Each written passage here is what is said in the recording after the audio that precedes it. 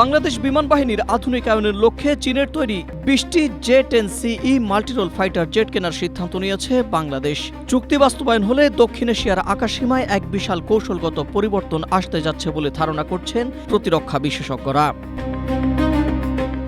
Malaysia ভিত্তিক সংবাদ মাধ্যম ডিফেন্স সিকিউরিটি এশিয়ার প্রতিবেদনে বলা হয়েছে, 2.2 বিলিয়ন মার্কিন ডলার, যা বাংলাদেশি মুদ্রায় 27,005 কোটি টাকার সমান। বিশাল এই প্রতিরক্ষা চুক্তিটিকে প্রতিবেশী দেশ ভারত কেবল একটি সাধারণ সামরিক কেনাকাটা হিসেবে দেখছে না, বরং এটিকে ভারতের চারপাশে চীনের সামরিক বেষ্টনী বা কৌশলগত ঘেরাওয়ের অংশ হিসেবে বিবেচনা করছে। সম্ভাব্য এই চুক্তির ফলে ভারতীয় নিরাপত্তা মহলে অস্বস্তির সৃষ্টি হয়েছে। স্ট্রবেরি সুপার ডটেড ও ক্লাসিক ভ্যারিয়েন্ট সেন্সেশন জাগুক শিহরণ। প্রতিবেদন অনুসারে এই চুক্তিকে চীনের বৃহত্তর কৌশলগত প্রভাব বিস্তারের অংশ হিসেবে দেখছেন তারা।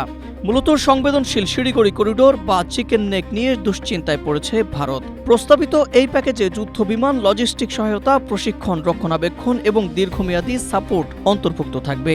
এসব যুদ্ধবিমান 2026-27 সালের মধ্যে ধাপে ধাপে সরবরাহ করা হতে পারে বলেও জানিয়েছে সংবাদ মাধ্যমটি। Ahmed Imtiaz, Asia post.